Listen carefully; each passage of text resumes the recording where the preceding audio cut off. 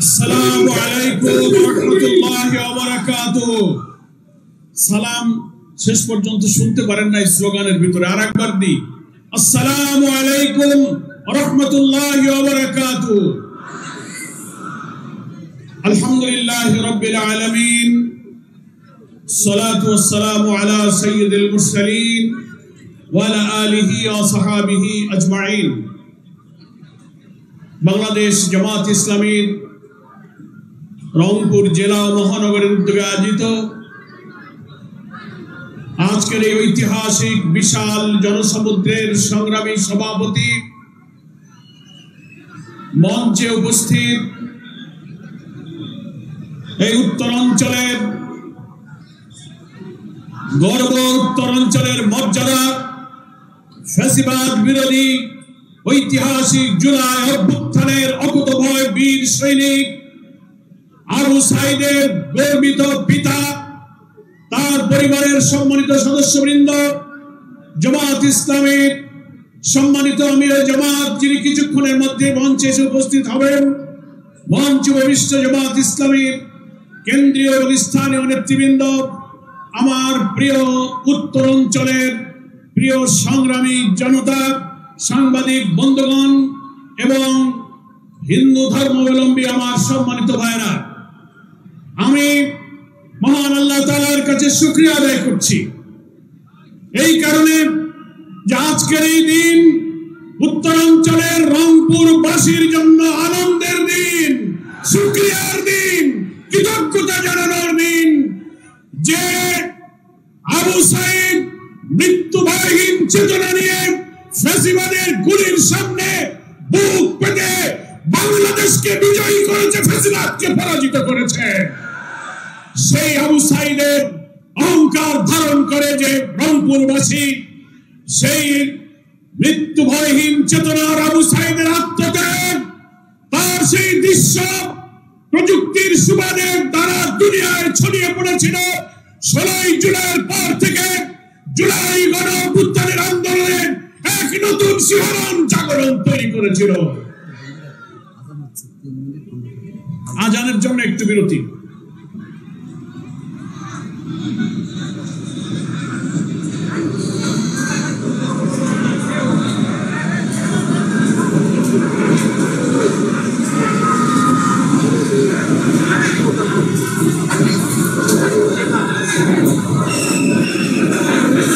আপনারা বসবেন, নামাজের বিরতি এখানেই হবে, আমরা না উঠি, এখানেই নামাজ হবে ইনশাআল্লাহ।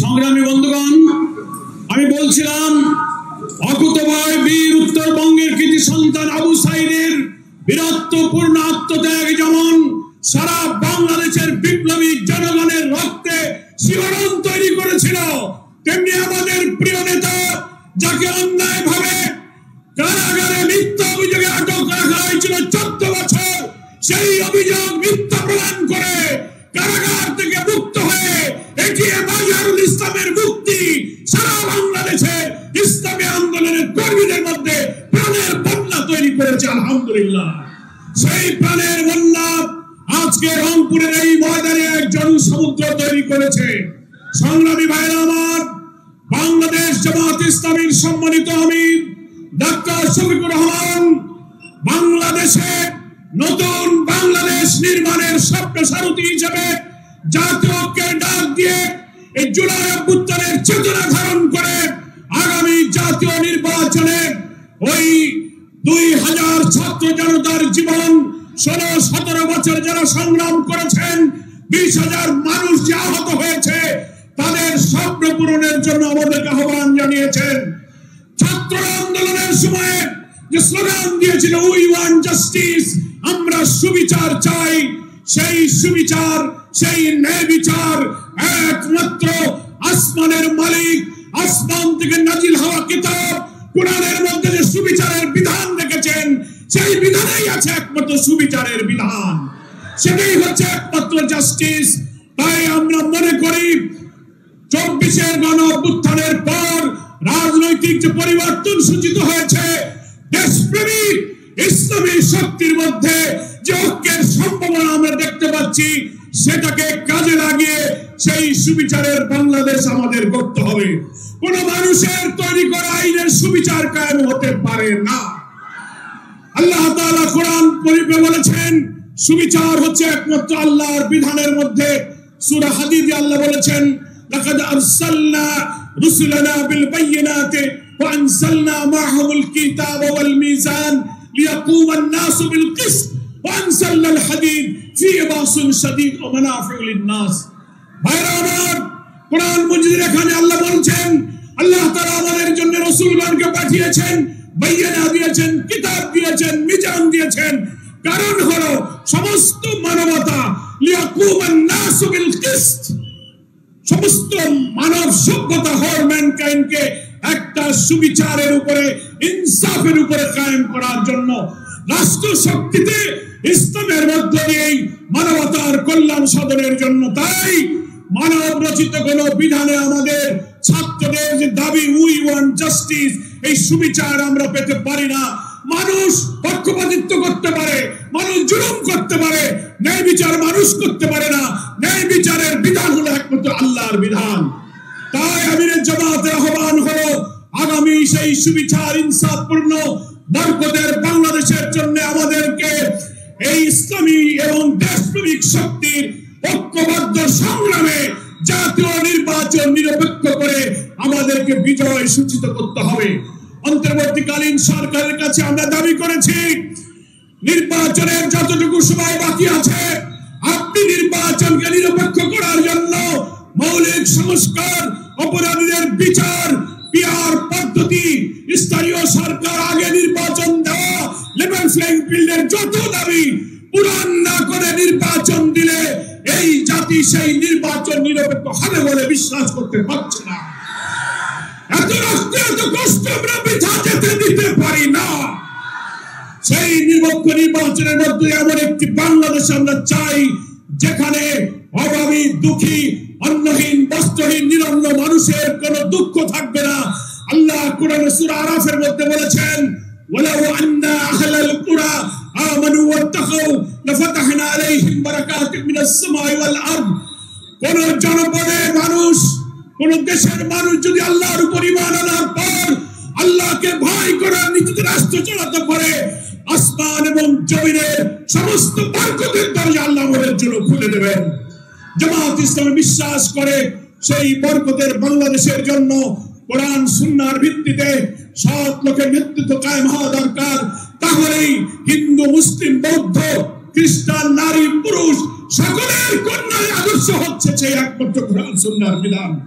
তারা সবাই নিরাপদ থাকবে। তাই আসুন এই উত্তরাঞ্চলের 33টি জাতীয় নির্বাচনী আসনে সেই বরকতের বাংলাদেশের জন্য দাঁড়িপাল্লার জোয়ার তুলতে হবে আমাদের। ফ্যাসিবাদী সরকার আমাদের নিবন্ধন বাতিল করেছিল, জামাত শিবির নিষিদ্ধ করেছে, আমাদের নেতাদের ফাঁসি দিয়েছে এবং আমাদের দাড়িপাল্লাটাও তারা বাতিল করে দিয়েছিল। মহান আল্লাহ আমাদের সব কিছু ফিরিয়ে দিয়েছেন। আমরা আজহার ভাইকে পেয়েছি, নিবন্ধন পেয়েছি, প্রতীক পেয়েছি, আর যে শহীদদের আমরা হারিয়েছি আমাদের দুঃখ নেই, আল্লাহর কাছে আমরা তাদের হাদিয়া হিসেবে পেশ করেছি। এর বিনিময়ে আমরা বরকতের বাংলাদেশ নির্মাণে উত্তরাঞ্চল থেকে ইসলামের বিজয়ের সূচনা করবে ইনশাআল্লাহ। আজকের এই জনসমুদ্র সেই বিজয় অভিযানের একটি মাইল ফলক হয়ে থাকবে, এই আশাবাদ ব্যক্ত করে সকলকে ধন্যবাদ জানিয়ে আমি আমার বক্তব্য শেষ করছি। বাংলাদেশ জিন্দাবাদ, জামাত ইসলামী জিন্দাবাদ। আসসালামু আলাইকুম ওয়া রাহমাতুল্লাহি ওয়া বারাকাতুহু।